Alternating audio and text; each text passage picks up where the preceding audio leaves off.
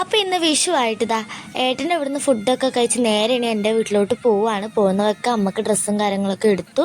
പിന്നെ കുറച്ച് സാധനങ്ങളും കൂടി വാങ്ങിക്കാണ്ടായി. അപ്പോഴത്തേക്ക് ഗോളി സോഡ കണ്ടപ്പോഴത്തേക്ക് ആൾ ഓടിപ്പോയിട്ട് അത് വേണം കുറേ ദിവസമായി പറഞ്ഞിട്ട്. അപ്പോൾ അതും കൂടി ഒന്ന് വാങ്ങിച്ചു കൊടുത്തതിന് ശേഷം നേരെ വീട്ടിലോട്ട് എത്തിയിട്ടുണ്ട്. എത്തിയ പാടെ പൃഥ്വീൻ്റെ കലാപരിപാടികൾ തുടങ്ങുന്നുണ്ട് കേട്ടോ. ഡ്രസ്സൊക്കെ ഉരിച്ചാടുന്നുണ്ട്. അമ്മ വേഗം എല്ലാവർക്കും ഐസ്ക്രീമൊക്കെ എടുത്തിരുന്നുണ്ട്. പിന്നെ സന്ധ്യ ആയപ്പോഴത്തേക്കും ഒരു വിഷുവിൻ്റെ ഒരു ആവേശമൊന്നും കൂടി ഇല്ല. അനിയനും അച്ഛനും ഗൾഫിലായതുകൊണ്ട് തന്നെ.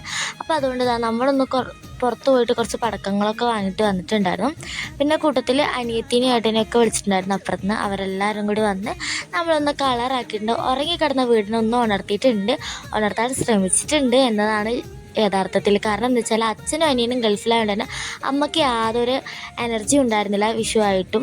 അപ്പോൾ നമ്മളൊന്ന് കളറാക്കാമല്ലോ എന്ന് കരുതിയതാണ്. കുറച്ച് പടക്കങ്ങളൊക്കെ വാങ്ങി പൊട്ടിച്ച് ഒന്ന് കളറാക്കുന്നുണ്ട്. പക്ഷെ എന്നാലും ആ ഒരു കുറവ് അമ്മേൻ്റെ മനസ്സിൽ ആ ഒരു സ്പേസ് അങ്ങനെ തന്നെ ഉണ്ടായിട്ടുണ്ടായിരുന്നു. എന്നാലും നമ്മൾ മാക്സിമം അമ്മേനെ ഹാപ്പിയാക്കാൻ ശ്രമിച്ചിട്ടുണ്ട്. അപ്പോൾ അങ്ങനെ എല്ലാവരും കൂടി പടക്കമൊക്കെ പൊട്ടിക്കുകയാണ്. അടുത്തൊരു വർഷം ഇതുപോലെ തന്നെ എല്ലാവരും കൂടി ഒന്നിച്ച് വിഷു ആഘോഷിക്കാൻ പറ്റട്ടെ. അപ്പോൾ അത്രയേ ഉള്ളൂ ഇന്നത്തെ ഒരു വീഡിയോ. അടുത്തൊരു വീഡിയോ കാണുന്നവരെ എല്ലാവർക്കും ടാറ്റാ ബൈ.